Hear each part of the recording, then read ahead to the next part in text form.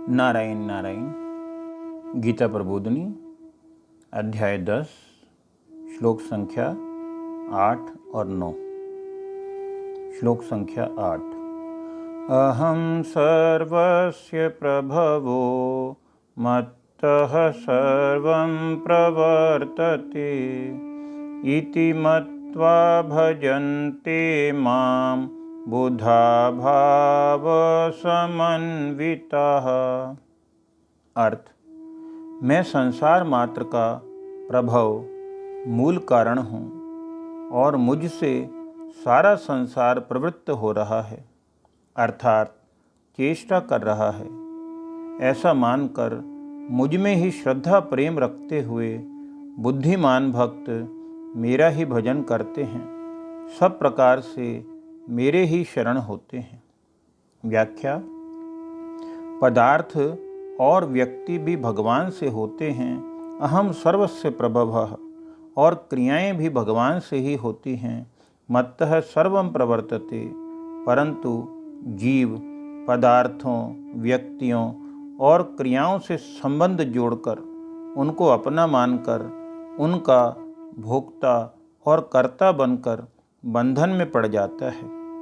जो मनुष्य पदार्थों, व्यक्तियों और क्रियाओं से संबंध न जोड़कर भगवान के महत्व प्रभाव को मान लेते हैं, वे संसार में न फंसकर भगवान के ही भजन में लग जाते हैं। श्लोक संख्या 9। मच्चित्ता मदगत प्राणा बोधयन्तः परस्परं कथयन्तश्च मां नित्यं तुष्यन्ति च रमन्ति च। अर्थ, मुझ में चित्त वाले तथा मुझ में प्राणों को अर्पण करने वाले भक्तजन आपस में मेरे गुण, प्रभाव आदि को जनाते हुए और उनका कथन करते हुए नित्य निरंतर संतुष्ट रहते हैं और मुझ में ही प्रेम करते हैं। व्याख्या। भक्तों का चित्त भगवान को छोड़कर कहीं जाता ही नहीं। उनकी दृष्टि में जब एक भगवान के सिवाय और कुछ है ही नहीं, तो फिर उनका चित्त कहाँ जाए, कैसे जाए और क्यों जाए। वे भगवान के लिए ही जीते हैं। उनकी संपूर्ण चेष्टाएं भगवान के लिए ही होती हैं।